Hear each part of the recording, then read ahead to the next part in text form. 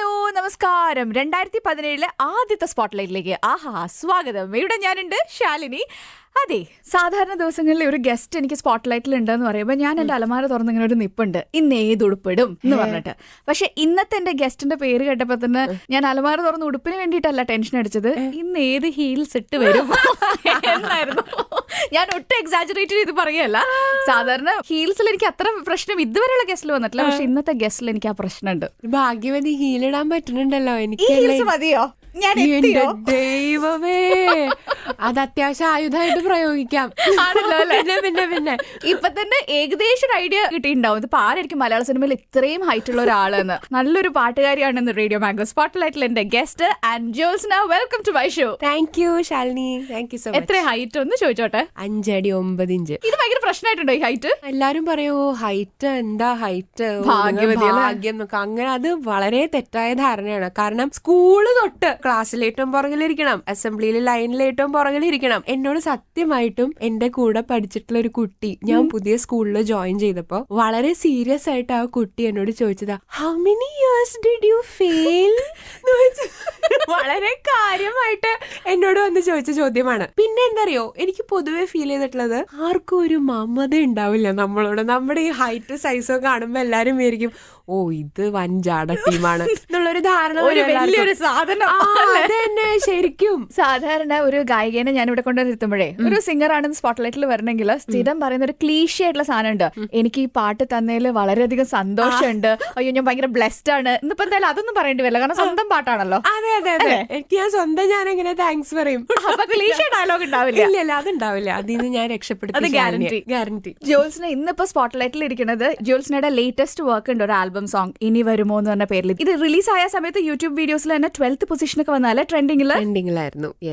ഇടയ്ക്കിടയ്ക്ക് നോക്കാറുണ്ടല്ലേ ട്രെൻഡിങ്ങിൽ എത്ര വരുന്നുണ്ടെന്നൊക്കെ? പിന്നല്ലാണ്ട് നമ്മൾ ഈ പറഞ്ഞ മാതിരി ഈ ചോര നീരാക്കിയിട്ട് ഇപ്പോഴാണ് ശരിക്കും ഒരു സിനിമയൊക്കെ ഇറങ്ങാറാകുമ്പോ അതിന്റെ ഡയറക്ടറും പ്രൊഡ്യൂസറും അതിൽ അഭിനയിക്കണവരൊക്കെ അനുഭവിക്കണ ഒരു ടെൻഷൻ ശരിക്കും മനസ്സിലാക്കിയത് കേട്ടോ. ഒരു 3 മിനിറ്റിന്റെ പാട്ട് ചെയ്യാനായിട്ട് കഷ്ടപ്പാട് പെട്ടത് എത്രയുണ്ടെന്ന് എനിക്ക് മാത്രമേ അറിയുള്ളൂ ശരിക്കും. Of course making the music is one thing, പക്ഷെ ഈ ഫിലിം മേക്കിംഗ് എന്നുള്ള ഒരു ആർട്ടിനോടുണ്ടല്ലോ ഭയങ്കര ഭയഭക്തി ബഹുമാനം തോന്നുന്നുണ്ട് ഇപ്പൊ. ശരിക്കും എളുപ്പല്ല കേട്ടോ പണി, ശരിക്കും എളുപ്പല്ല. എങ്ങനെയായിരുന്നു ഇതിലേക്ക് വന്നത്, ഈ ആൽബത്തിലേക്ക്? ഞാനിങ്ങനെ ഇടയ്ക്ക് ചുമ്മാ ഇരിക്കുമ്പോ ഇങ്ങനെ വെറുതെ എന്തെങ്കിലുമൊക്കെ റെക്കോർഡ് ചെയ്ത് വെക്കും, അങ്ങനെ ടൈം പാസിന് ചെയ്യാറുണ്ട്. അങ്ങനെ ചെയ്ത് വന്നപ്പോ ഈ ട്യൂൺ കേൾപ്പിച്ചപ്പോ എല്ലാവർക്കും ഒരു ഇത് കുഴപ്പമില്ലല്ലോ എന്നൊരു അഭിപ്രായം വീട്ടിലൊക്കെ വന്നു. ഞാൻ ആദ്യം എഴുതാൻ പോയപ്പോ എന്റെ ഉൾവിളി വന്നു, മോളെ വേണ്ട, ആ പണി ചെയ്യുന്ന ആരെങ്കിലും ഏൽപ്പിക്കൂ എന്നൊരു ഉൾവിളി വന്നു. അങ്ങനെയാണ് ഞാൻ ജോഫി ചേട്ടനെ വിളിച്ചത്, ജോഫി തരകൻ. അപ്പൊ അദ്ദേഹത്തിനോട് എഴുതിയപ്പോ ഞാൻ പറഞ്ഞു, ഇതിലൊരു ക്യാച്ച് ഫ്രേസ് എന്തായാലും വേണം, ഒരു ലോങ്ങിങ് വേണം, ഒരു കാത്തിരിപ്പ് വേണം എന്നുള്ളത് പുള്ളിയോട് ഞാൻ പറഞ്ഞു. അങ്ങനെയാണ് പുള്ളി ഈ ഇനി വരുമോ എന്നുള്ളൊരു ടേം കോയിൻ ചെയ്തത്. സിമ്പിൾ അല്ലേ, ഇനി വരുമോ? ഇതിപ്പോ അല്ലേ ഈ സ്വന്തം നമ്മൾ ഈ വീട്ടിലിരുന്ന് നമുക്ക് എന്ത് വേണമെങ്കിലും ചെയ്യാലോ, ചീത്ത വിളിക്കാൻ വരില്ല. ഇതിലൊരു പ്രണയം ടച്ച് കൊടുക്കാവുന്ന ഒരു പ്രണയം ഫീൽ ആയിരിക്കട്ടെ എന്റെ ആൽബത്തിനെന്ന് വിചാരിക്കാൻ കാര്യം. പ്രണയം എന്ന് പറഞ്ഞാൽ എല്ലാവർക്കും റിലേറ്റ് ചെയ്യാലോ, പ്രത്യേകിച്ച് പ്രണയിച്ചിട്ടുള്ളവർക്ക് അതിനെക്കുറിച്ച് സംസാരിക്കുമ്പോ ഒരു സുഖം, ഒരു വേദനയുള്ള ഒരു സുഖം എന്നൊക്കെ പറയില്ലേ, അങ്ങനത്തെ ഒരു സംഭവമൊക്കെ വരും. പിന്നെ കമ്പോസ് ചെയ്ത് വന്നപ്പോ ഇതിന്റെ ഒരു ഫീല് റൊമാൻസ് ആണെന്ന് എനിക്ക് തോന്നി. പിന്നെ അത് കഴിഞ്ഞപ്പോ അടുത്ത സ്റ്റെപ്പ് എന്ന് പറഞ്ഞാൽ ഓർക്കസ്ട്രേഷൻ ആണല്ലോ. മ്യൂസിക് ഡയറക്ടറും ഈ പ്രോഗ്രാമറും കൂടി ഇരുന്നിട്ടാണ് ഇതിന്റെ ഐഡിയാസ് വർക്ക്ഔട്ട് ചെയ്യുന്നതും. സംഭവം ഇതൊക്കെ ചെയ്ത് കഴിഞ്ഞ് വന്നപ്പോ അടിപൊളിയായി. ഞാൻ എന്റെ സ്വന്തം പാട്ട് പൊക്കി പറയല്ല, ഞാൻ വില്യമിനെ പൊക്കി പറഞ്ഞതാണ്. അതെനിക്ക് മനസ്സിലാവുന്നുണ്ട്, പറഞ്ഞോ. എനിക്ക് ഇങ്ങനെ അക്കോസ്റ്റിക് ഗിറ്റാറിന്റെ ഒരു സൗണ്ടിങ് വേണമായിരുന്നു, പിന്നെ ഒരു ലൈവ് ഫീല് വേണമെന്നുണ്ടായിരുന്നു, ഒരു പ്രോഗ്രാമിന്റെ ഒരു ടെക്നിക്കൽ ഒരു ഫീല് വേണ്ടാന്ന് ഞാൻ പ്രത്യേകം പറഞ്ഞിട്ടുണ്ടായിരുന്നു.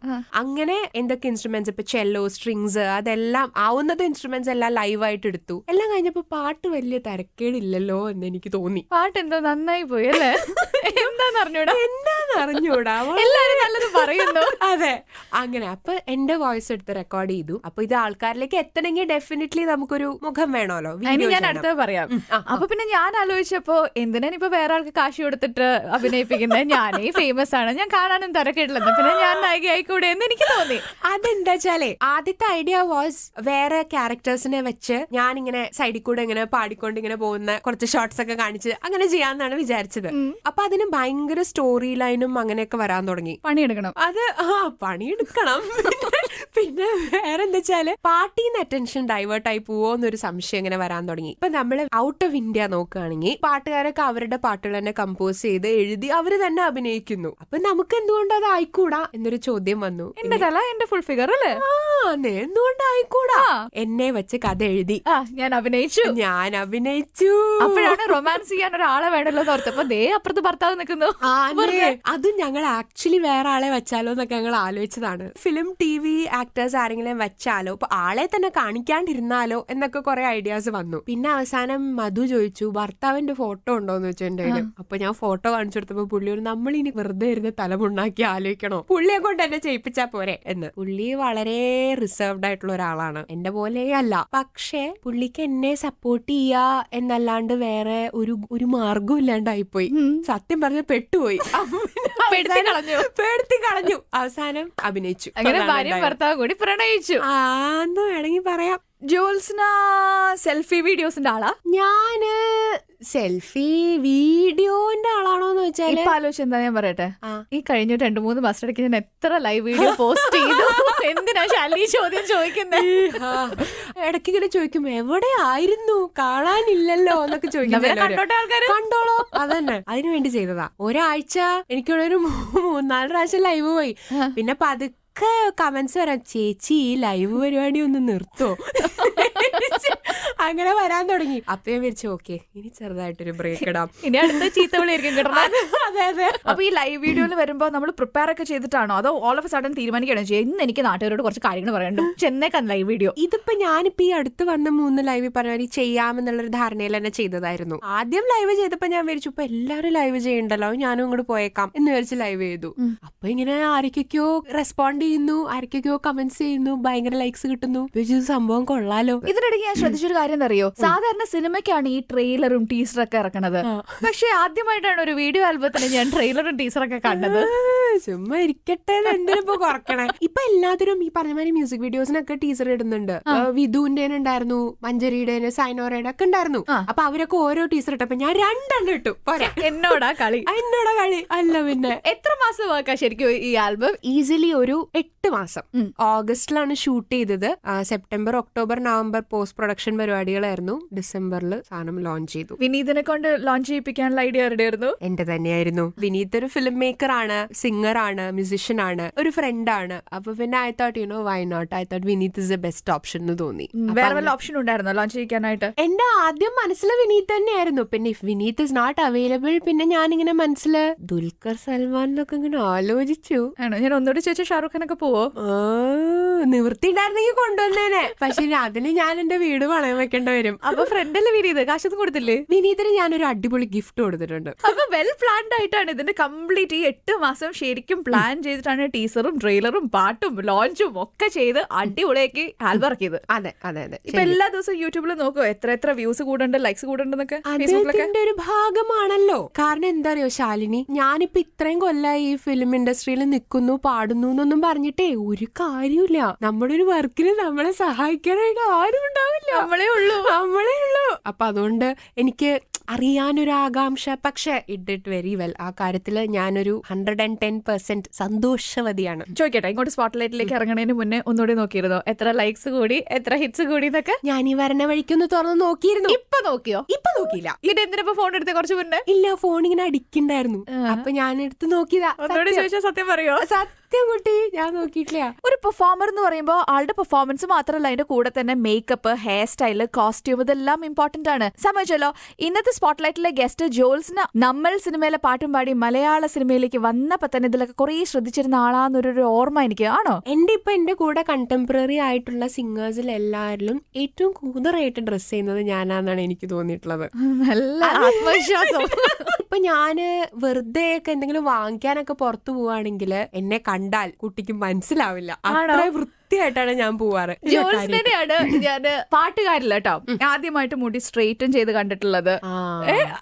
ഫാഷൻ കോൺഷ്യസ് ആയിരുന്നു. അതെന്താ അറിയോ, നമ്മൾ ഈ 16-17 വയസ്സുള്ള സമയം എന്ന് പറഞ്ഞാൽ 24 മണിക്കൂർ കണ്ണാടിയുടെ മുമ്പിലായിരിക്കും. അപ്പൊ ഇങ്ങനെ നമുക്ക് നമ്മുടെ മുടി ഇഷ്ടമല്ല, നമ്മുടെ സ്കിൻ ഇഷ്ടമല്ല, നമ്മുടെ അത് ഇഷ്ടമല്ല, ഇത് ഇഷ്ടമല്ല, ഒന്നും ഇഷ്ടമല്ല. അപ്പൊ അത് എങ്ങനെയൊക്കെ മാറ്റിയെടുക്കാം എന്ന് ആലോചിക്കുന്ന ഒരു പ്രായമാണ്. അങ്ങനെ പോയി ചെയ്തതാ. പക്ഷെ അതിന് മുടിയും പോയി, എല്ലാം പോയി. സമാധാനായി. ഇപ്പോഴോ ഇപ്പൊ അത്യാവശ്യം നന്നായിട്ട് ശ്രദ്ധിക്കോ ഈ കാര്യങ്ങളൊക്കെ? കോസ്റ്റ്യൂമും ഹെയർ സ്റ്റൈലും ഒക്കെ? ഇപ്പൊ അതൊരു ആവശ്യമായി, കാരണം എല്ലാരും ഭയങ്കര സ്റ്റൈലല്ലേ ഇപ്പൊ ടിവിയിലൊക്കെ രക്ഷയില്ല. ഭയങ്കര മേക്ക് ഓവറും ഭയങ്കര വെയിറ്റ് ലോസും, എല്ലാവർക്കും ഇങ്ങനെ പേഴ്സണൽ ആൾക്കാരുണ്ട്, മേക്കപ്പ്, ഹെയർ, കോസ്റ്റ്യൂംസ്. ഉണ്ടോ? ഇപ്പൊ ഇല്ല, വെക്കണമെന്ന് ആഗ്രഹമുണ്ട്. അതാണ് അങ്ങനെയൊക്കെ ആലോചിക്കുമ്പോ നമുക്ക് തോന്നും ഈ പറഞ്ഞ മാതിരി നാടോടുമ്പോ സൈഡ് കൂടെ. കാരണം നമുക്ക് ആഗ്രഹം ഇല്ലെങ്കിലും ആൾക്കാർ ശ്രദ്ധിക്കുന്നേ ഭയങ്കരമായിട്ട്. ഇപ്പൊ ഒരു ഡ്രസ്സ് നമ്മൾ റിപ്പീറ്റ് ചെയ്ത് 2 TV ഷോസിന് ഇട്ട് കഴിഞ്ഞാൽ അപ്പൊ മെസ്സേജ് വരും ഫേസ്ബുക്കില്, കുട്ടിക്ക് ഡ്രസ്സ് വേണമെങ്കിൽ ഞാൻ വാങ്ങിച്ചു തരാന്ന് പറഞ്ഞിട്ട്. അതുമാതിരിയാണ് ആൾക്കാർ ശ്രദ്ധിക്കുന്നത്. കൊല്ലൊന്നും ചുരുക്കത്തില്ല. പിന്നെ ഒരു സംശയം അതിന്റെ ബാക്കിയായിട്ടാണ് ഇപ്പൊ മുടിയൊക്കെ കളറൊക്കെ ചെയ്തിരിക്കുന്നത്. അതെന്താ പറ്റിയറിയോ? അതിന്റെ കഥയുണ്ട്. എനിക്ക് ഒരു ഫോറിൻ ട്രിപ്പ് വന്നപ്പോ എന്റെ പാസ്പോർട്ട് എംബസിയിലായിപ്പോയി. 2 ദിവസം കഴിഞ്ഞ് എനിക്ക് ട്രാവൽ ചെയ്യാനുള്ളതാ. എനിക്കൊരു സ്ട്രോക്ക് വന്നില്ല എന്നേ ഉള്ളൂ. ഞാൻ അത്ര ടെൻഷൻ അടിച്ചു. പോണേന്റെ തലേ ദിവസം പാസ്പോർട്ട് എനിക്ക് കൈ കിട്ടി. എന്തോ ഭാഗ്യം കൊണ്ട് എനിക്ക് കിട്ടിയതാണ്. അപ്പൊ എനിക്ക് ഇത്രയും ദിവസം ഞാൻ ടെൻഷൻ അടിച്ചില്ലേ, എനിക്ക് വേണ്ടി എന്തെങ്കിലും ചെയ്യണം എന്ന് പറഞ്ഞിട്ട് ഞാൻ അങ്ങനെ പാർലറിൽ പോയി അവിടെയുള്ള കളറെല്ലാം കൂടി എടുത്ത് എന്റെ മുടിയിൽ അടിച്ചു തരാൻ പറഞ്ഞു.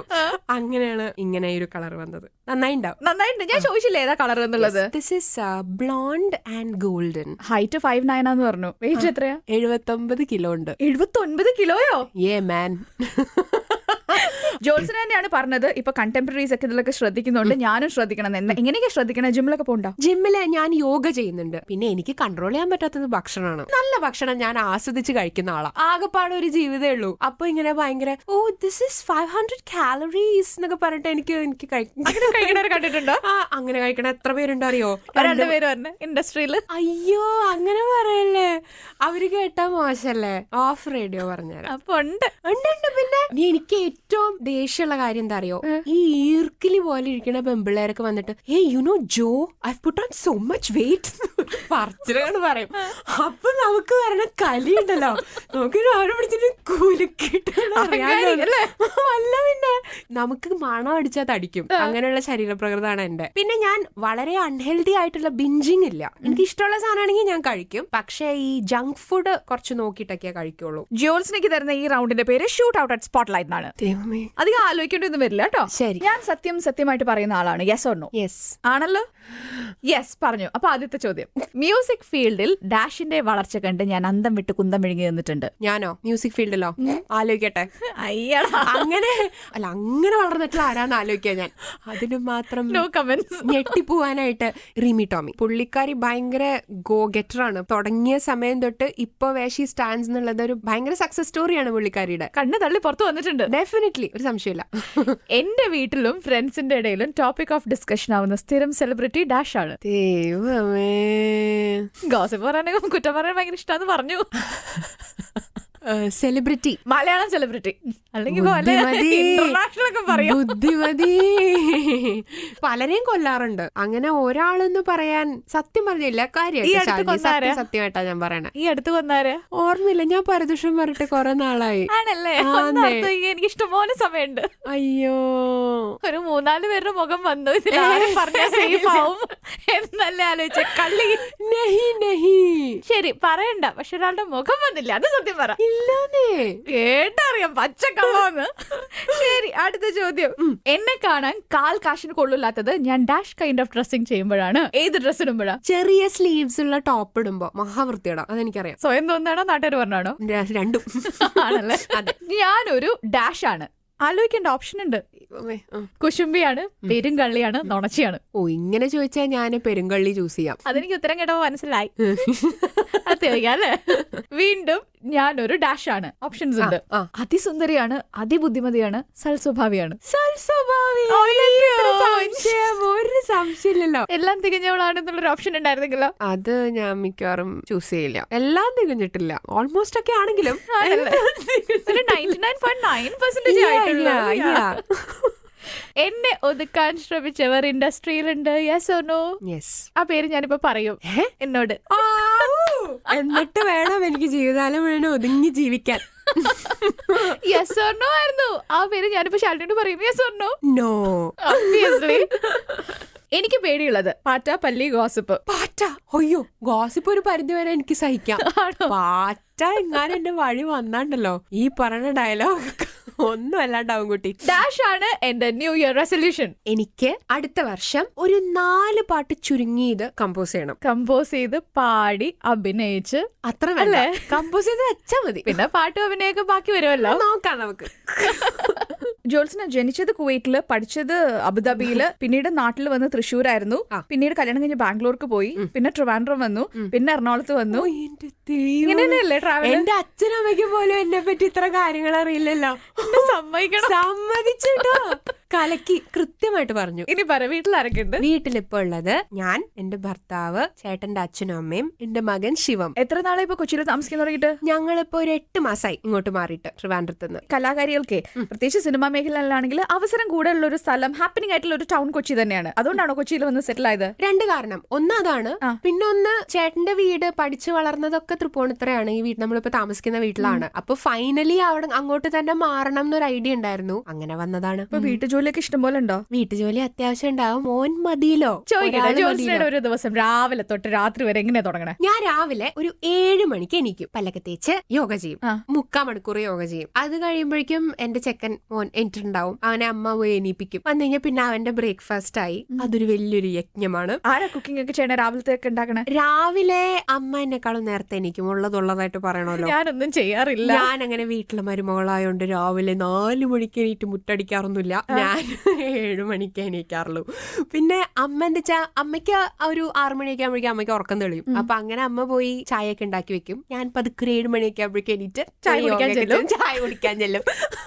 അത് കഴിഞ്ഞ് യോഗ കഴിഞ്ഞ് വന്നു കഴിഞ്ഞാൽ ബ്രേക്ക്ഫാസ്റ്റ് ഉണ്ടാക്കാനുണ്ടെങ്കിൽ ചിലപ്പോൾ ഞാൻ കൂടും, ചിലപ്പോൾ ഞാൻ കൂടില്ല, മൂഡ് പോലെ. കാരണം എന്താ വെച്ചാൽ ഒരു ചേച്ചി വരും രാവിലെ ഹെൽപ്പ് ചെയ്യാനായിട്ട്. അപ്പൊ ചേച്ചിയും അമ്മയും കൂടി ഉള്ളതുകൊണ്ട് പിന്നെ വെറുതെ ഞാൻ ഓവറാക്കി പോയി സഹായിക്കേണ്ട ആവശ്യമില്ലല്ലോ. മോനുണ്ടല്ലോ, ഇവന്റെ ഡിപ്പാർട്ട്മെന്റ് ആണ് ഞാൻ നോക്കുന്നത്. അങ്ങനെയാണ് വീട്ടിലെ കാര്യങ്ങൾ ഡിവൈഡ് ചെയ്തേക്കുന്നത്. അമ്മ കിച്ചൺ നോക്കും, ഞാൻ മോനെ നോക്കും. ഞാൻ കിച്ചൺ നോക്കുമ്പോ അമ്മ മോനെ നോക്കും. അങ്ങനെ ഒരു അണ്ടർസ്റ്റാൻഡിങ്ങിലാണ് മൊത്തം പോകുന്നത്. ഇതുവരെ അടി വീണിട്ടില്ല അത് കാരണം? ഇല്ല, ഭാഗ്യത്തിന് ടച്ച് വീണിട്ടില്ല. അപ്പൊ അങ്ങനെ അവന് ബ്രേക്ക്ഫാസ്റ്റ് കൊടുത്തു കഴിഞ്ഞാൽ പിന്നെ ഞാൻ ക്ഷീണിച്ച് തവിട് പൊടിയാവും. അപ്പൊ എനിക്ക് വിശക്കും. അപ്പൊ ഞാൻ എന്റെ ബ്രേക്ക്ഫാസ്റ്റ് കഴിക്കും. അത് കഴിഞ്ഞാൽ ഒരു 10 മണിയൊക്കെ ആകുമ്പോൾ അവനെ കുളിപ്പിച്ച് പാല് കൊടുത്ത് ഉറക്കി കഴിഞ്ഞാൽ പിന്നെ ഒരു മണിക്കൂർ എനിക്കൊരു സ്വസ്ഥ സമയം ഉണ്ട്, അവൻ ഉറങ്ങുന്ന സമയം. ആ സമയത്ത് എന്റെ കുളിയൊക്കെ ഞാൻ തീർത്ത് എനിക്ക് പ്രാക്ടീസ് ചെയ്യാനുണ്ടെങ്കിൽ പ്രാക്ടീസ് ചെയ്യും, എന്തെങ്കിലും കരിയർ റിലേറ്റഡ് സംഭവങ്ങൾ ചെയ്യാനുണ്ടെങ്കിൽ അത് ചെയ്യും. പിന്നെ ഉച്ചയ്ക്ക് ഊണ് കഴിക്കും. അങ്ങനെ ഇതിനിടയ്ക്ക് എപ്പോഴും ഈ ഫേസ്ബുക്ക് ലൈവ് വരുന്നത്? അതൊക്കെ അവൻ ഉറങ്ങണ സമയത്താണ്. പഠിക്കണുണ്ടെന്ന് പറഞ്ഞില്ലേ പാട്ടൊക്കെ? പഠിക്കുന്നു. അപ്പൊ ഗുരു വരുമോ? സ്കൈപ്പ് ക്ലാസ്സസ് എടുക്കും പറ്റുന്ന പോലെ.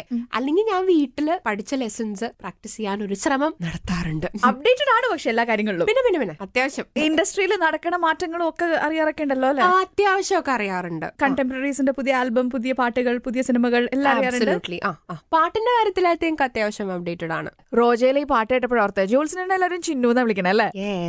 വീട്ടിൽ വിളിക്കുന്ന പേരാണോ, നാട്ടുകാർ വിളിക്കുന്ന പേരാണോ, ഫ്രണ്ട്സ് വിളിക്കുന്ന പേരാണോ? ഫ്രണ്ട്സ് ജോ എന്നാ വിളിക്കാറ്. വീട്ടിലെ റിലേറ്റീവ്സും വീട്ടുകാരും ഒക്കെ ചിന്നു. ഹസ്ബൻഡ് എന്താ വിളിക്കുക?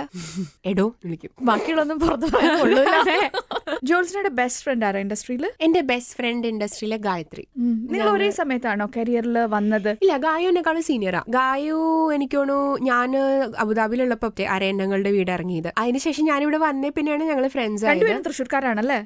പിന്നെ എന്താ വെച്ചാൽ വി ജസ്റ്റ് കണക്റ്റഡ്. അപ്പൊ അതുകൊണ്ട് ഞങ്ങള് ഭയങ്കര ക്ലോസ് ഫ്രണ്ട്സ് ആണ്. ഗായത്രിയുടെ ഏറ്റവും കൂടുതൽ എന്ത് കാര്യം സംസാരണ? വീട്ടിലെ കാര്യങ്ങളാണോ അതോ ഇൻഡസ്ട്രിയിലെ കാര്യങ്ങളാണോ? ഞങ്ങള് everything under the sun discuss ചെയ്യുന്ന ആൾക്കാരാണ്. കുറ്റം പറയോ? പിന്നെ പരദൂഷണം പറയാത്ത ആരെങ്കിലും പിന്നെ എന്തെങ്കിലും ന്യൂസ് അറിഞ്ഞാൽ ആദ്യം ഫോൺ എടുത്ത് ഡയൽ ചെയ്യും. ഹലോ, അറിഞ്ഞോ? തിരിച്ചു അങ്ങനെ തന്നെയാ. പിന്നെ അത്രേ ഉള്ളൂ. എന്താ പറയാത്തത്? ഏത് വിഷയം സംസാരിക്കാത്ത ഗായത്രിയായിട്ട്? ഞങ്ങൾ അങ്ങനെ രാഷ്ട്രീയം അധികം സംസാരിക്കാറില്ല. പക്ഷെ അതും ആക്ച്വലി ഇടയ്ക്കൊക്കെ സംസാരിക്കാറുണ്ട്. പക്ഷെ ഹാർഡ് കോർ രാഷ്ട്രീയം ഒന്നും ഡിസ്കസ് ചെയ്യാറില്ല. സ്പോർട്സ് ഒക്കെ പറയോ? അല്ല, സ്പോർട്സ് ഇല്ല കേട്ടോ. ദൈവം സഹായിച്ച് ഞങ്ങൾക്ക് 2 പേർക്കും സ്പോർട്സ് ഇല്ല. അപ്പൊ അതുകൊണ്ട് ഞങ്ങൾ അതിനെ കുറിച്ച് ബോധർ ചെയ്യാറില്ല.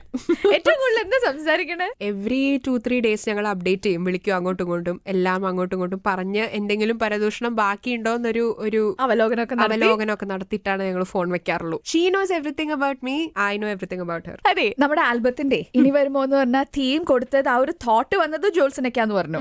നമ്മള് ജീവിതാനുഭവങ്ങളിൽ നിന്നല്ലേ ഓരോരോ സൃഷ്ടികൾ ഉണ്ടാക്കുന്നത്? അതെ, തീർച്ചയായും ആണല്ലോ അല്ലെ?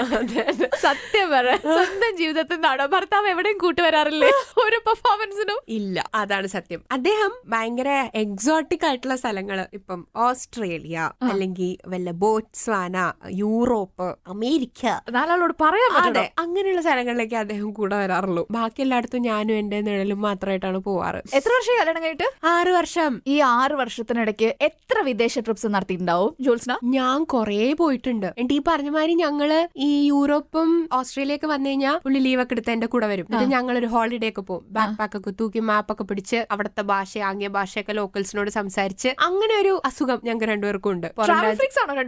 ആണ്, അത്യാവശ്യമാണ്. അപ്പൊ ഇന്ത്യക്കകത്തുള്ള ട്രിപ്പുകൾക്കൊന്നും വരില്ല കൂടെ? ഇല്ല, ആകെ വന്നിരിക്കണ ഒരു ഗുജറാത്തിലേക്കാ, വേറെ വന്നിട്ടില്ല. ഇന്ത്യക്കുള്ളിൽ പുള്ളിക്ക് താല്പര്യമുള്ളൂ. Only foreign countries. ശരി, കൺട്രി പരിപാടികൾക്കൊന്നും ഞാനില്ല അല്ലേ? അതെ. സങ്കടമുണ്ടോ ഇതില്? ഇല്ല, എനിക്ക് ഒറ്റയ്ക്ക് ട്രാവൽ ചെയ്യാനും ഇഷ്ടമാണ്.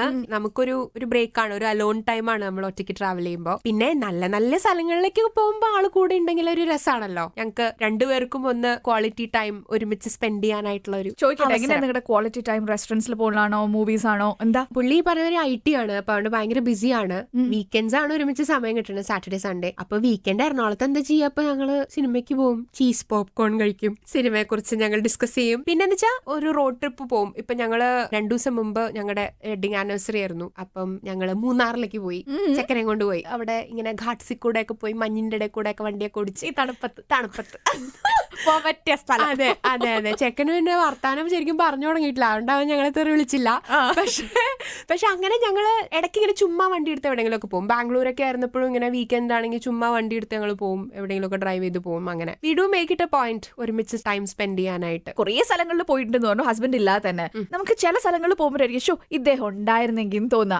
അങ്ങനെ മിസ് ചെയ്ത വല്ല സ്ഥലങ്ങളൊക്കെ ഉണ്ടോ? ഹസ്ബൻഡിനെയും കൂട്ടായിരുന്നു എന്ന് തോന്നിയേ? അങ്ങനെ മിസ് ചെയ്തിരിക്കുന്നത് സ്ഥലം കാണുമ്പോഴല്ല, നമ്മൾ ചില സമയത്ത് പ്രോഗ്രാമിനൊക്കെ പോകുമ്പോണ്ടല്ലോ, ചില ദിവസം നമ്മൾ ഡ്രസ് ചെയ്യുമ്പോൾ ഭയങ്കര ഗ്ലാമർ ആയിരിക്കും കാണാനായിട്ട്. അപ്പൊ നമ്മള് ഡ്രസ് ചെയ്ത് വരുമ്പോ ഇതാരാ നമുക്ക് തോന്നും, കണ്ണാടിയിൽ നോക്കുമ്പോ സ്വയം തോന്നും. അപ്പൊ നമുക്ക് തോന്നും, കാരണം നമ്മള് വീട്ടിലെ ഏറ്റവും വൃത്തികേടായിട്ട് എങ്ങനെ ഇരിക്കാൻ പറ്റുമോ അങ്ങനെ ഇരിക്കുന്ന ആൾക്കാരാണല്ലോ. അപ്പൊ അതുകൊണ്ട് ഇപ്പോഴെങ്കിലും എന്റെ ഭർത്താവ് എന്നെ ഒന്ന് കണ്ടിരുന്നെങ്കിൽ എന്നെ ഒരു വില ഉണ്ടായിരുന്നേനെ എന്ന് തോന്നാറുണ്ട്. അപ്പൊ മിസ് ചെയ്യും. അങ്ങനെ കണ്ടിരുന്നെങ്കിൽ. അതെ, ചോദിക്കട്ടെ, നമ്മള് സ്കൂളിലൊക്കെ പഠിക്കുന്ന കാലത്തെ ക്ലാസ്സിൽ അത്യാവശ്യം പാടുന്ന ഒരു കുട്ടിയൊക്കെ ആണെങ്കിൽ എന്ത് ഫംഗ്ഷൻ വരുമ്പോഴും നമ്മുടെ പരിപാടി ആയിരിക്കും ഒരു പാട്ട് പാടുക എന്നുള്ളത്. അതെ, അങ്ങനെ ക്ലാസ്സില് അത്യാവശ്യം നന്നായിട്ട് പാടുന്ന കുട്ടിയാണല്ലോ. അതെ അതെ ആയിരുന്നു. എപ്പോഴും പാടുന്ന പാട്ടേതായിരുന്നു ആ സമയത്തൊക്കെ? ഞാനൊരു 2ാം ക്ലാസ്സിൽ പഠിക്കുമ്പോ തുടങ്ങിയതാണ് ഈ പരിപാടി, ഈ ക്ലാസ്സിൽ നിന്ന് പാട്ട് പാടിപ്പിക്കല്. അപ്പൊ സ്ഥിരം ആദ്യം പാടിയിരുന്ന ഒരു പാട്ട് എന്ന് പറഞ്ഞാല്, അഷ്ടമി രോഹിണി നാളിലെൻ മനസ്സൊരു മുക്തവൃന്ദാവനമായി മാറിയെങ്കിൽ ഗോപികാരമണന്റെ കാലടിപ്പൂവിരിയും ഗോകുലം കാണാൻ കഴിഞ്ഞെങ്കിൽ. ചിത്രചേച്ചിയുടെ ഒരു ഫേമസ് ഒരു ലൈറ്റ് സോങ് ആയിരുന്നു, സ്ഥിരം അതായിരുന്നു കുറെ നാള്. അത് കഴിഞ്ഞ് പിന്നെ പുതിയ മുഖം എന്ന് പറഞ്ഞിട്ട് പടം വന്നു, തമിഴ്. നേற்று இல்லாத மாற்றம் என்னது காற்றேன் காதிலேதோ சொன்னது இதுதான் காதல் என்பதா இளமை தூங்கி விற்றதா இதயம் சிந்தி விற்றதா சொல் മനമേ. അത് ലിറിക്സ് ഒന്നും അറിയില്ല അന്ന്. അപ്പൊ പിള്ളേരൊക്കെ പറയും, ജോത്സ്ന നേട്ര് നേട്ര് കാറ്റ് നേട്ര് പാട്. കൊറേ ട്രേറ്റർ ഉണ്ട്, സ്ഥിരം അതായിരുന്നു. കുറച്ചുകൂടെ വലുതായി കഴിഞ്ഞപ്പോ സ്ഥിരം പാടിയിരുന്ന ഖാമോഷിയിലൊരു പാട്ടുണ്ടായിരുന്നു, ആജ് മേ ഊപ്പർ ആസ്മാൻ നീച്ചേ ആജ് മേ ആഗേ ജമാനാ ഹെ പീഛേ. ആ പാട്ടിലെ ഖാമോഷിയിലെ അതായിരുന്നു സ്ഥിരം കുറെ നാള്. ഈ വിദേശത്തായോണ്ട് മലയാളി അസോസിയേഷൻസ് ഒക്കെ കാണില്ലേ, സ്ഥിരം സാന്നിധ്യമായിരുന്നു. അവിടെ പല പരിപാടികളുണ്ടായിരുന്നു, കവിതാ പാരായണം, പിന്നെന്താണ് നാടകം, നാടോടി നൃത്തം, മറ്റേ തലയിൽ സ്ട്രോക്ക് വെച്ചിട്ട് സകല പരിപാടികൾക്കും അത്യാവശ്യം വല്ലഭയൊന്നായിരുന്നില്ല, സകല കലയ്ക്കും ഉണ്ടായിരുന്നു, അത്രേ ഉള്ളൂ. സകലകല വല്ലഭ എന്ന് പറഞ്ഞോണ്ട് ചോദിക്കട്ടെ, ഡാൻസ് ചെയ്യും? പടം വരയ്ക്കോ? പടം അത്യാവശ്യം വരയ്ക്കും, മോശമല്ല. കവിത എഴുതോ? ഇംഗ്ലീഷിൽ എഴുതിയിട്ടുണ്ട്. പിന്നെന്തൊക്കെ ഇനി ഒന്നും ചോദിക്കണില്ല, ഇങ്ങോട്ടേക്ക് പറഞ്ഞു. എന്തൊക്കെ കഴിവുകളുള്ളത്? അത്രേ ഉള്ളൂ. എല്ലാം ഈ പറഞ്ഞ മാതിരി jack of all trades master of നണ്ണാണ്. മോണോ ആക്ടോ? നാടകം ഉണ്ടെന്ന് പറഞ്ഞല്ലേ? മോണോ ആക്ട് ഉണ്ടായിരുന്നില്ല, മിമിക്രി ഉണ്ടായിരുന്നില്ല, നാടകം ഉണ്ടായിരുന്നു. നാടകം ചാല് ശാകുന്തളം. ഞാൻ ആദ്യമായിട്ട് അഭിനയിച്ചത് ശാകുന്തളത്തില് ഈ മേനക ശകുന്തളയെ ഉപേക്ഷിച്ചിട്ട് പോകും കാട്ടില്. അപ്പൊ ഒരു പക്ഷി നൃത്തം ഉണ്ട്, പക്ഷി നൃത്തം. അപ്പൊ ആക്ച്വലി മയിലുകളാണ്. മയിലുകൾ വന്നിട്ട് ഈ ബേബി ശകുന്തള ആളുകളുടെ ചുറ്റും നിന്ന് ഡാൻസ് ചെയ്യും. അപ്പൊ എല്ലാ ഈ കുഞ്ഞു പിള്ളേരാ. എന്റെ പ്രായം ചെറുതാണ് അന്ന്, പക്ഷെ ബാക്കിയൊക്കെ കൊച്ചു പിള്ളേർ. ഞാൻ മാത്രം ഇങ്ങനെ ഒരു കൊക്ക് പോലെ ഒരു വലിയൊരു മയില് വന്ന് ഇങ്ങനെ ഡാൻസ് ചെയ്തിട്ട് പോകും. ഡബിൾ റോളായിരുന്നു. അത് കഴിഞ്ഞ് പിന്നെ കുറച്ച് കഴിയുമ്പോ ശകുന്തളയൊക്കെ വലുതായി. പിന്നെ ദുഷ്യന്തന്റെ കൊട്ടാരം കാണിക്കൂലോ, അപ്പൊ ദുഷ്യന്തന് വീശി കൊടുക്കാനായിട്ട് സൈഡില് മറ്റേ ഫാനൊക്കെ വെച്ച് തോഴിയായിട്ട് അങ്ങനത്തെ വളരെ കഥാപാത്ര പ്രാധാന്യമുള്ള റോളുകളായിരുന്നു. അഭിനയിച്ച് തകർക്കേണ്ടി വന്നു. അതെ അതെ. അപ്പൊ ചെറുപ്പത്തിൽ എത്ര ഹൈറ്റ് ഉണ്ടായിരുന്നു? ഭയങ്കര ഹൈറ്റ് ആയിരുന്നു. എന്റെ അമ്മ പ്രഗ്നന്റ് ആയിരുന്നപ്പോഴേ ഡോക്ടർ പറഞ്ഞിട്ടുണ്ട് this is such A long baby എന്ന് അൾട്രാസൗണ്ട് കണ്ടിട്ട്.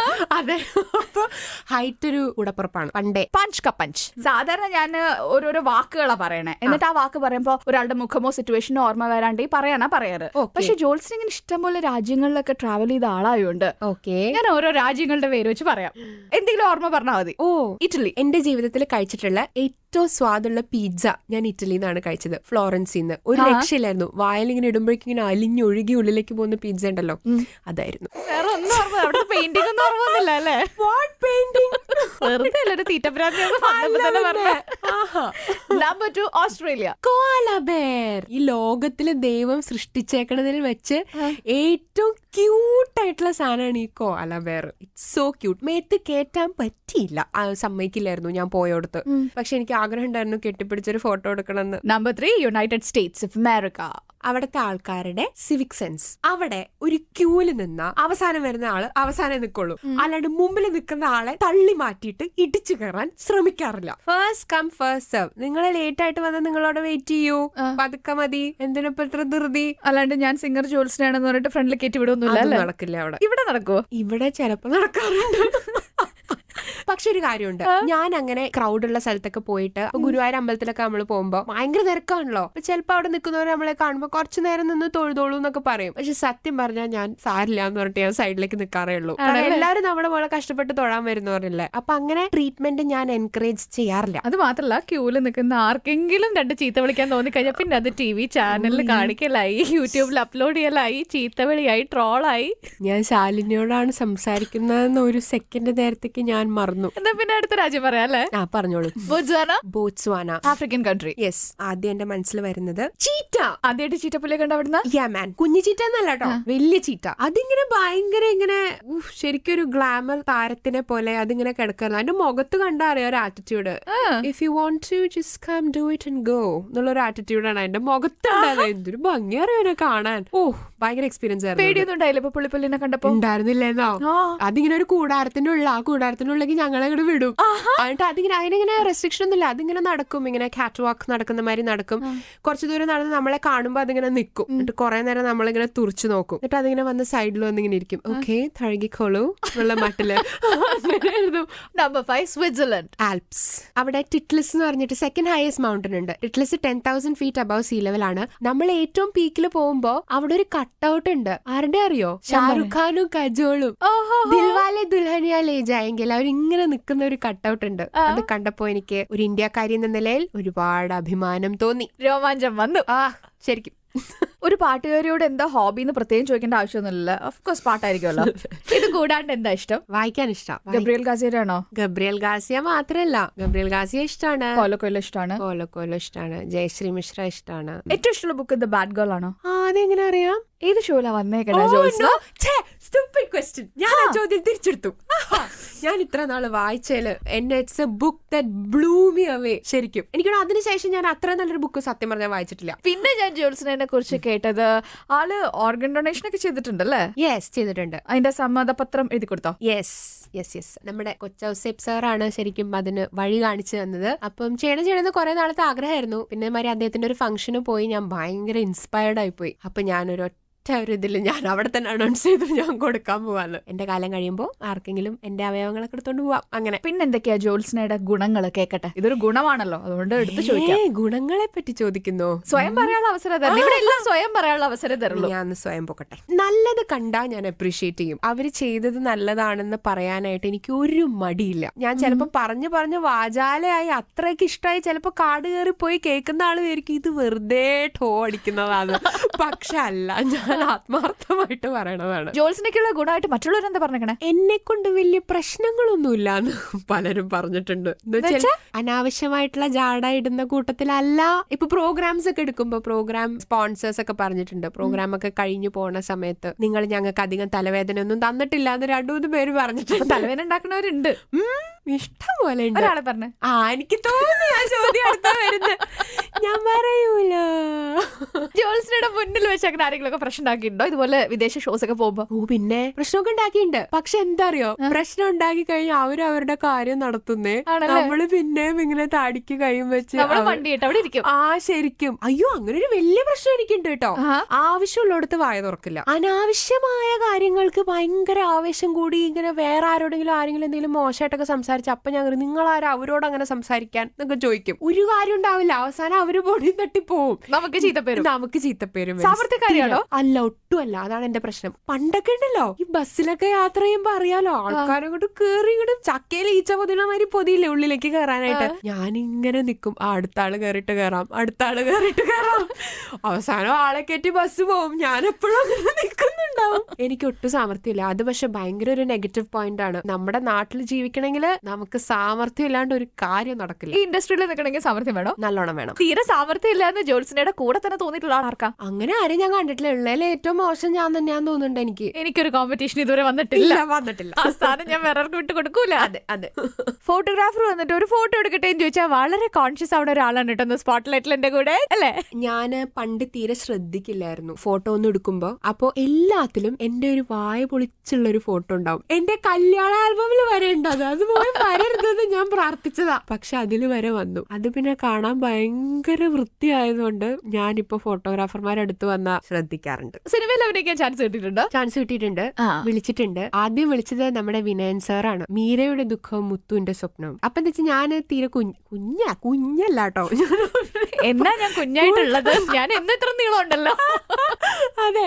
അപ്പൊ എനിക്ക് വരെ പ്രായം ഉണ്ടാവുന്നൊക്കെ വെച്ചിട്ടായിരിക്കും സാറ് വിളിച്ചത്. പക്ഷെ ഈ പറഞ്ഞ അന്ന് സ്കൂളും എല്ലാം പാട്ടും എല്ലാം കൂടി അപ്പൊ പൃഥ്വിരാജിന്റെ അലോങ് സൈഡ് അല്ലേ? യെസ് ആയിരുന്നു. പറയുമ്പോ അതൊക്കെ പറയണ്ടേ? എന്നോടല്ലല്ലോ ചോദിച്ചത്, അമ്മയോടാണ് ചോദിച്ചത്. എന്നോടായിരുന്നെങ്കിൽ ചിലപ്പോ ഞാൻ സമ്മതിച്ചേനെ. അതെ. പിന്നീട് എനിക്കൊരു സുരേഷ് ഏട്ടനും ഒരിക്കൽ വിളിച്ചിട്ടുണ്ട്. ടൈഗർ എന്ന് പറഞ്ഞ ഫിലിമിൽ ഒരു IAS ഓഫീസറോ റോള് ചെയ്യാൻ, മറ്റേ കോട്ടൺ സാരി കൊടുത്ത് കണ്ണടയൊക്കെ വെച്ച് അങ്ങനത്തെ സ്റ്റൈല്. അതും പഠിക്കായിരുന്നു ആ സമയത്ത്. അപ്പൊ അതുകൊണ്ട് അത് വേണ്ടാന്ന് വെച്ചു. അവസാനം ഞാൻ അഭിനയിച്ചത് ആരായിട്ടാ? ഒരു റേഡിയോ ജോക്കി ആയിട്ട്, തിരക്കഥ എന്ന് പറഞ്ഞ ഫിലിമില്. അത് പിന്നെ ഈ പറഞ്ഞ മാതിരി ഒന്ന് കണ്ണു ചിമ്മിയാ എന്നെ കാണില്ല, അത്ര വലിയ റോളായിരുന്നു. അത് കണ്ടതോടുകൂടി ആരും തന്നെ വിളിച്ചിട്ടില്ല. ഇത്രനാളും പറയെങ്കിലും ചെയ്യായിരുന്നു. എനിക്ക് അതിന് ചാൻസ് പോയില്ല. ഇനിയിപ്പോ പറയാനില്ലല്ലോ. ചോദിക്കട്ടെ, ഇപ്പൊ ജോൾസിന് ഒരു പാട്ടുകാരിയാണല്ലോ, എന്നിട്ട് അഭിനയിക്കാൻ പോയല്ലോ. ഇപ്പോഴത്തെ ഒരു ട്രെൻഡാണ് അഭിനയിക്കുന്നവര് മുഴുവൻ പാട്ട് പാടുന്നത്. അത് ഭയങ്കര കോമ്പറ്റീഷൻ ആണോ? കോമ്പറ്റീഷൻ ഇല്ല. ഒരു ഫിലിം സ്റ്റാറിന്റെ പേര് എന്ന് പറയുന്നത് ഇറ്റ്സ് വെരി ബിഗ്. അപ്പൊ അതവര് ഫിലിം മാർക്കറ്റ് ചെയ്യാൻ വേണ്ടി യൂസ് ചെയ്യുന്നതാണ്. അവര് ഭയങ്കര ഗംഭീരമായിട്ടുള്ള പാട്ടുകാരാണെങ്കിൽ നമുക്കൊരു ഇത് ഇങ്ങനെ ഒരു ഉള്ളിലൊരു അതെ വരും. ദൈവം പാടാൻ അറിയാത്തോണ്ട് കുഴപ്പമില്ല അല്ലേ? ഞാൻ അങ്ങനെ പറഞ്ഞിട്ടില്ല. ദൈവമേ, സ്റ്റോറി അതായിരുന്നു. പോട്ടെ, സാരില്ല. ആക്ടേഴ്സ് ഒക്കെ പാടുമ്പോഴേ വോക്കൽ മോർഫിംഗ് ഒക്കെ ചെയ്യില്ലേ? എന്നുവെച്ചാൽ നമ്മളിങ്ങനെ ഈ സോഫ്റ്റ്വെയർ ഉപയോഗിച്ച് നന്നാക്കി കൊടുക്കുമല്ലോ. അങ്ങനെ ജോൾസിനയുടെ പാട്ടുകളും അതുപോലെ തന്നെ നന്നാക്കാറൊക്കെ ഉണ്ടോ? ഒരു പരിധി വരെ. അതായത് നമ്മളൊരു പാട്ട് റെക്കോർഡ് ചെയ്യുമ്പോൾ അതിന്റെ പ്രോഡക്റ്റ് നല്ലതായിരിക്കണമല്ലോ. അപ്പൊ അതിന് വേണ്ടി ടു എ സർട്ടൻ ലിമിറ്റ് നമ്മളിങ്ങനെ ഈ ഓട്ടോ ട്യൂൺ മെലോഡി എന്നൊക്കെ പറഞ്ഞിട്ട് സോഫ്റ്റ്വെയർസ് യൂസ് ചെയ്യും. ജോൾസിനയുടെ സ്വന്തം പാട്ടില് പാടി കഴിഞ്ഞ അവസാനം അത് ഫൈനൽ പ്രോഡക്റ്റ് കേട്ട് കഴിഞ്ഞപ്പോ എത്ര ഭംഗിയായിരിക്കുന്നു എന്ന് തോന്നിയത് പാട്ടായിരുന്നു. ഇത് ഞാൻ തന്നെയോ പാടിയത് എന്ന് തോന്നില്ലേ? ഞാൻ പറയാം. ഏതാ അറിയോ, എനിക്ക് അങ്ങനെ തോന്നിയിട്ടുണ്ട്. കമ്പ്യൂട്ടറിനെ നമിക്കാൻ തോന്നിയത് സോഫ്റ്റ്വെയറിനെ. അത് ഞാൻ പറയാം. ദീപക് ദേവന്റെ ലയണില് ചിരിമണി മുല്ലേ ചിത്തിരമുല്ലേ സുഖമല്ലേ, അത് എനിക്ക് ഭയങ്കര കോൾഡായിരുന്നു അത് പാടാൻ പോയത്. എനിക്ക് തൊണ്ട സത്യം പറഞ്ഞ വയ്യായിരുന്നു. പക്ഷെ പുള്ളി നല്ല രസമായിട്ട് അതുമ്മ വർക്ക് ചെയ്തിട്ടുണ്ട്. ഇത് കേൾക്കുന്നവര് വിചാരിക്കരുത് നമ്മളൊക്കെ ഇങ്ങനെ ചുമ്മാ കഴുതരാഗം പാടിയിട്ട് മൈക്കിന്റെ മുമ്പിൽ പോയി നിൽക്കാതെ, അങ്ങനെ വിചാരിക്കരുത്. ഒരു പരിധി വരെ പാടാൻ പറ്റണം, അല്ലാണ്ട് ആർക്ക് വേണമെങ്കിലും പോയിട്ട് നിന്ന് ഈ സോഫ്റ്റ്വെയർ ഒക്കെ ഇട്ട് ഗംഭീര പാട്ടുകാരാവാൻ പറ്റില്ല. തെറ്റിദ്ധരിക്കരുത് പ്ലീസ്. ഇനിയിപ്പോ ജോൾസിനെ പറഞ്ഞു എന്ന് പറഞ്ഞിട്ട് ആരും ഇങ്ങോട്ട് വരണ്ട. കറക്റ്റ്. ജോൾസിനെ ജോൾസിനെ കാണാൻ ആരെങ്കിലും പോലെ ഉണ്ടെന്ന് പറഞ്ഞിട്ടുണ്ടോ? പറഞ്ഞിട്ടുണ്ട്. എന്നെ കാണാൻ ആഞ്ചലീന ജോളിയുടെ പോലെ ഉണ്ടെന്നും പറഞ്ഞിട്ടുണ്ട്. എന്നാ ഞാൻ ഒരു സത്യം പറയട്ടെ, ഞാൻ എന്താ ചോദിച്ച കാര്യം എന്നറിയോ? എന്റെ പ്രൊഡ്യൂസർ ജോൾസിനെ കണ്ടപ്പോ തന്നെ പറഞ്ഞു ആഞ്ചലീന ജോളിയുടെ ഒരു ലുക്ക് ഇല്ലേന്ന്. അമ്മ പറഞ്ഞു നിനക്ക് കണ്ണിനുള്ള പ്രശ്നം ഉണ്ടെന്ന് ഞാൻ അങ്ങോട്ട് ചോദിച്ചു. അങ്ങനെയാണോ ചോദിച്ചത്? വേറെ ആരെങ്കിലും അത് പറഞ്ഞിട്ടുണ്ടെന്ന് അറിയാൻ വേണ്ടി ഞാൻ നെറ്റ് നോക്കിയതാ. കൊറേ പേര് പറഞ്ഞിട്ടുണ്ട്. ശരിക്കും? യെസ്, പറഞ്ഞിട്ടുണ്ട്. എനിക്കൊന്നും തോന്നില്ല. എന്നെ കൊണ്ട് അതെയോ നാരായണ. എന്നാ പിന്നെ നമ്മളെ വീട്ടിൽ പോവല്ലേ? യെസ്, അതെ. നേരത്തെ ജോൾസിനെ പറഞ്ഞ കോൾഡ് വന്നപ്പോ പാടിയൊരു പാട്ടുണ്ടല്ലോ, പാടിക്ക. ചിരിമണി മുല്ലേ ചിത്തിരമുല്ലേ സുഖമല്ലേ സുന്ദരി മുല്ലേ ചെല്ല നിലാവിൻ ചുംബനമേൽക്കാൻ സുഖമാ.